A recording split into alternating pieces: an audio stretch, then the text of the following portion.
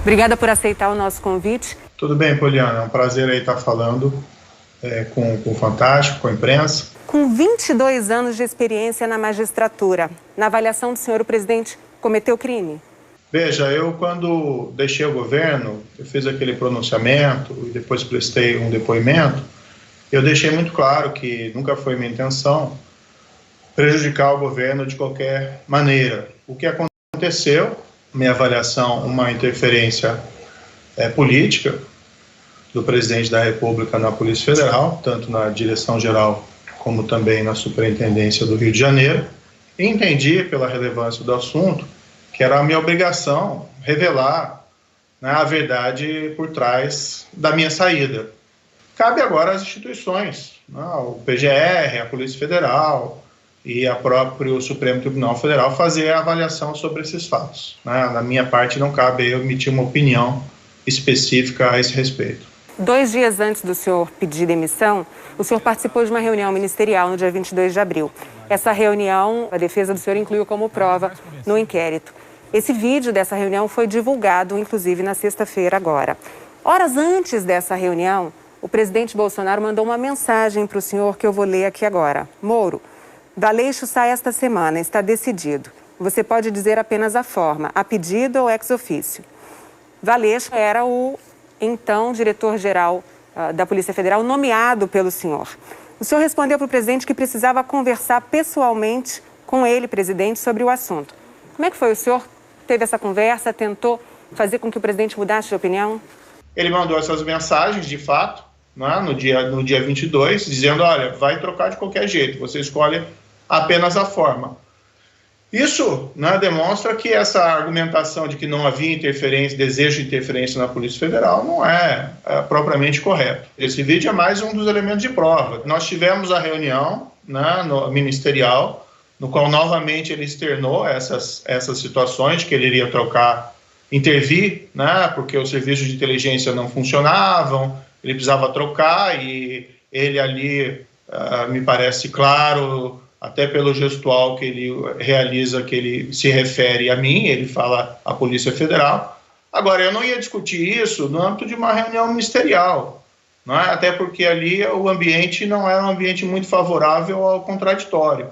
Na reunião, como o senhor mesmo mencionou agora, o presidente faz uma reclamação muito contundente, inclusive diz um palavrão, para dizer que estava preocupado com a possibilidade de quererem prejudicar familiares e amigos dele. Mas é o tempo todo para me atingir mexendo com a minha família.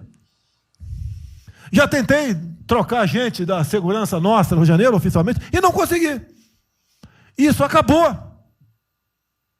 Eu não vou esperar minha família toda, de sacanagem, ou amigos meus, porque eu não posso trocar alguém da segurança na ponta da linha que pertence à estrutura nossa. Vai trocar. Se não puder trocar, troca o chefe dele. Pode trocar o chefe dele? Troca o ministro. Em outro momento, o presidente verbalizou para o senhor essa preocupação ao longo da sua gestão no Ministério da Justiça? Quem tem que dar essa explicação, quem tem que esclarecer o sentido dessas afirmações, a meu ver, é o Planalto e não o ex-ministro da Justiça. Veja, o presidente, ele externou publicamente diversas vezes as preocupações que ele tinha em relação aos filhos dele. O que existe é todo um contexto que é a necessidade externada pelo presidente de colocar pessoas de confiança dele e uma insatisfação com serviços de inteligência que eram prestados pela PF. Agora, tem que ver o que ele entende exatamente com serviços de inteligência que para ele estavam insatisfatórios. Ao longo da reunião, ele mais de uma vez reclama do serviço da Polícia Federal, da falta de informações, diz que não vai admitir que seja surpreendido por notícias e diz também que ele mantém um sistema particular de informações. Sistema de informações. O meu funciona. O meu particular funciona. Os que tem oficialmente desinforma. O senhor tinha conhecimento desse sistema e de como isso funcionava? Acho que isso tem que ser indagado aí ao presidente da República, né? O que ele quis dizer com esse serviço particular. O que me causou mais preocupação foi, me parece, o desejo de que os serviços de inteligência prestados por esse serviço particular fossem passados a ser prestados pelos serviços oficiais. Num dos momentos da reunião em que o presidente diz que vai interferir em todos os ministérios, ele olha para o senhor. E não dá para trabalhar assim, fica difícil. Por isso, vou interferir.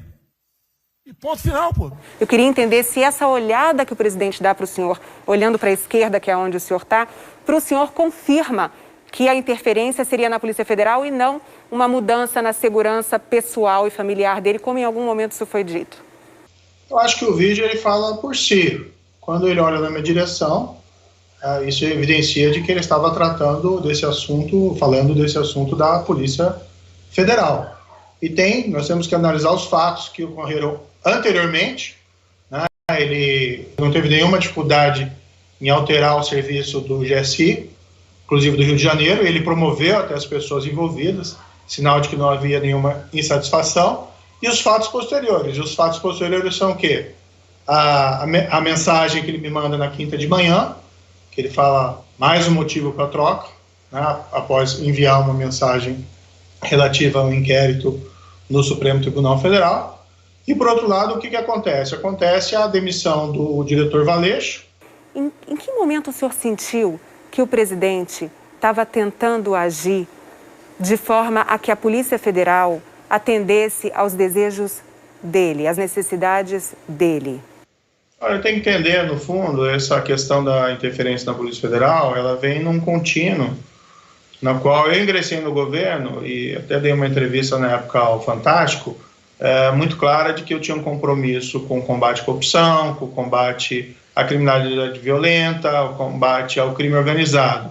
E, em parte, isso foi realizado, especialmente a criminalidade violenta e o combate ao crime organizado. O que eu entendi, no entanto, é que essa agenda anticorrupção, e me desculpem aqui os seguidores do presidente se essa é uma verdade inconveniente, mas essa agenda anticorrupção não teve um impulso por parte do presidente da República para que nós implementássemos. Então, nós tivemos lá, por exemplo, a transferência do COAF, do Ministério da Justiça. Não houve um empenho ali do Planalto para que fosse mantido no âmbito do Ministério da Justiça. Depois houve o projeto anticrime, que não houve, a meu ver, um apoio adequado por parte do Planalto. Houve lá a mudança do entendimento da execução em segunda instância. Depois foi apresentada uma proposta de emenda constitucional para restabelecer a execução em segunda instância, que é algo muito importante contra a corrupção. Não houve uma palavra do presidente da República em apoio. Então, essa interferência na Polícia Federal, a meu ver, ela vem no âmbito de um contínuo, não é, em que eu vi essa agenda anticorrupção ser cada vez mais esvaziada. E, recentemente, nós vimos essas alianças, né, que são realizadas com políticos que não têm um histórico totalmente assim, positivo dentro da história da administração pública. É certo que é preciso ter alianças no parlamento para conseguir aprovar projetos. Então, eu acabei entendendo, né, com essa interferência que, olha, não faz sentido eu permanecer no governo. Até porque, né, qual que era a minha percepção? O governo se vale da minha imagem, que eu tenho esse passado de combate firme contra a corrupção, e, de fato, o governo não está fazendo isso. Não está fortalecendo as instituições para o combate à corrupção. Por que o senhor não saiu antes? Eu fui permanecendo porque eu tinha esperança de conseguir avançar com essa agenda. Eu fui vendo essa agenda sendo esvaziada e, para mim, realmente a gota d'água foi essa interferência na Polícia Federal. Em particular, porque a Polícia Federal ela também investiga malfeitos dos próprios governantes. A pergunta que surge é se o senhor teria guardado alguma prova justamente para não parecer que teria sido omisso em relação a alguma possível conduta criminosa do presidente durante a sua gestão. Não, de forma nenhuma. Não houve nenhuma situação. Toda a situação eu revelaria, se fosse o caso. Claro que existe todo esse contexto também que eu mencionei antes, de um desapontamento em relação à falta de empenho, né, do presidente em relação à agenda anticorrupção, que envolve agora essas alianças políticas, algumas questionáveis. Veja, vamos colocar bem claro, eu não tenho nada contra os políticos, mas algumas alianças são realmente questionáveis. Ministro, eu me lembro aqui que quando o senhor me deu aquela entrevista em 2018, o senhor me disse que o presidente Bolsonaro tinha um compromisso com o senhor de que ninguém seria protegido no governo dele. O senhor acha que ele quebrou esse compromisso? Quando há essa interferência sem causa na Polícia Federal, isso me trouxe assim muito incômodo. Se viu em outras situações, trocas, substituições, demissões em outros órgãos do Estado, notadamente na área ambiental, que também seriam um pouco controversas. Que outras trocas o senhor considera que foram controversas? Olha, a própria questão das substituições no Ministério da Saúde, eu acho que são absolutamente controversas. Claro que o presidente escolhe os seus ministros, mas são substituições assim bastante questionáveis do ponto de vista técnico. Eu quero dizer que eu também me senti desconfortável com essa gestão.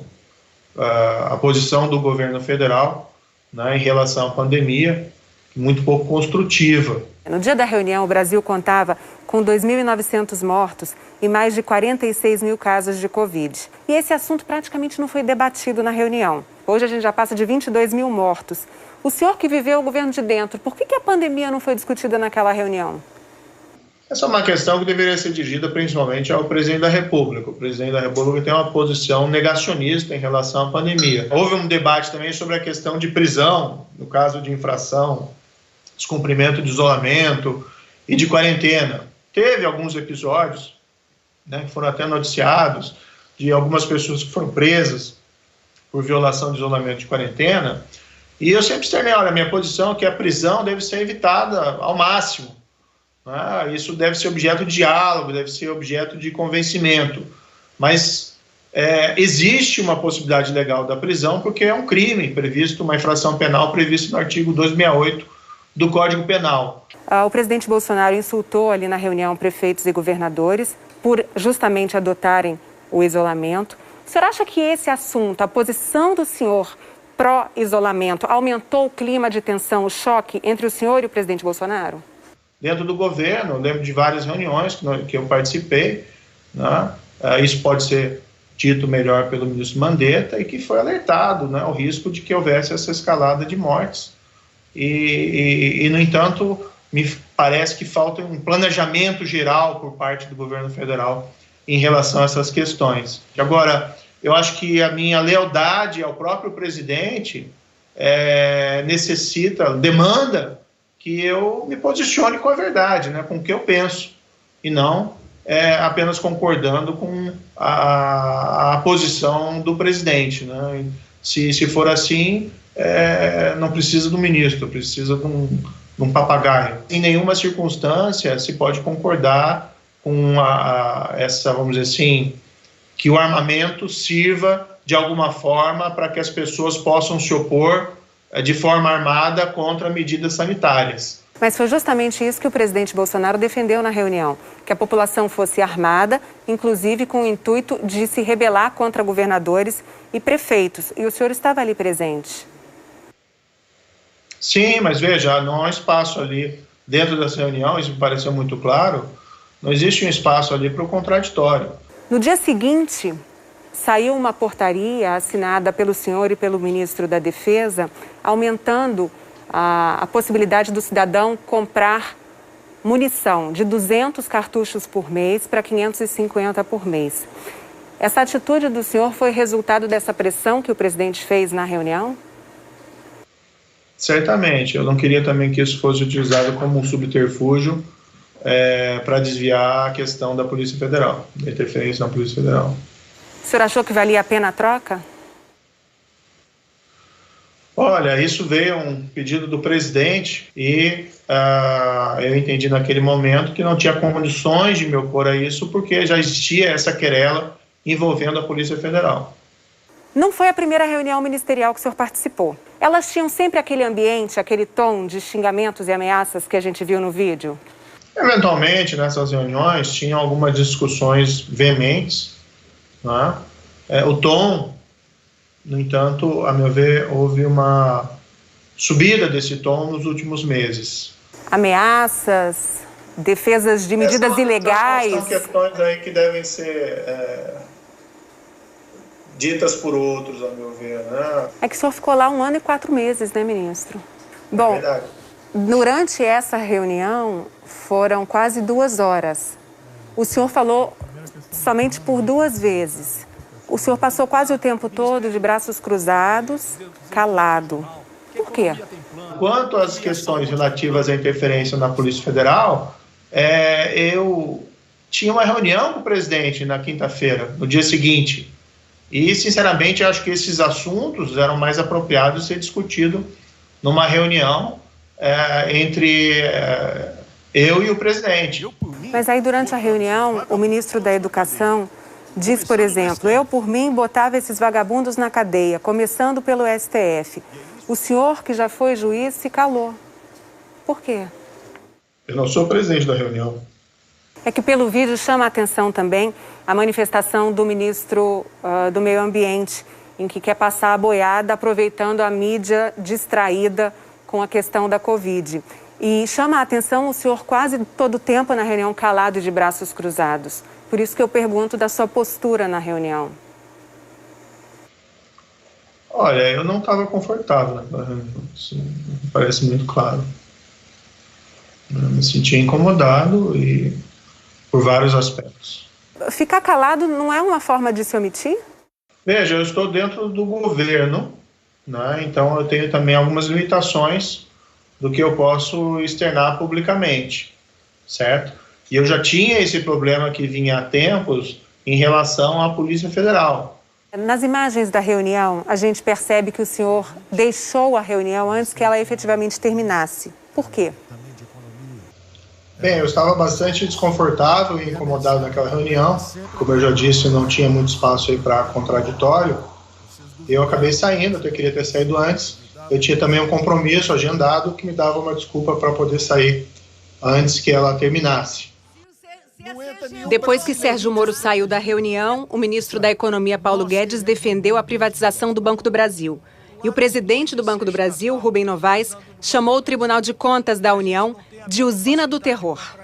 O senhor não pode dizer que as atitudes do presidente Bolsonaro hoje são diferentes das que ele demonstrou ao longo da carreira dele parlamentar no Congresso, durante 28 anos.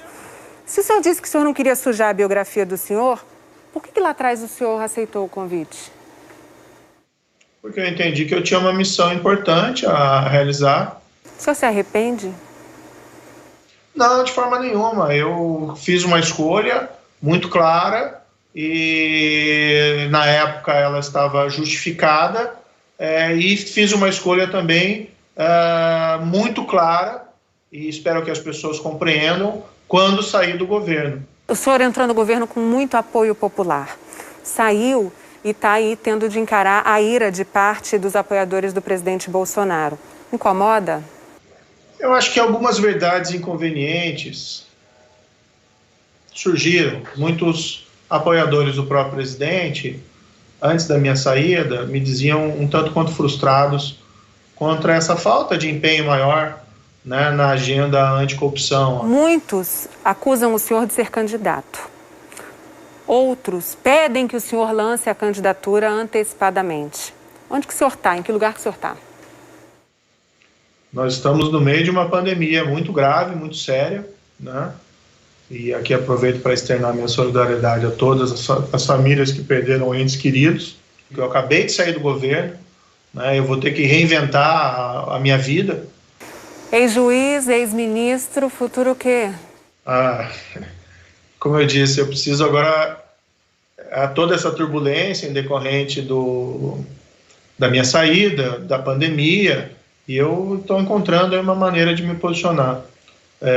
Agora, o que eu sempre disse é que eu quero, de alguma forma, continuar contribuindo, seja na área privada, seja no debate público, com essas discussões que envolvem o país. Agradeço o senhor ter aceitado mais uma vez esse nosso convite para falar para o Fantástico.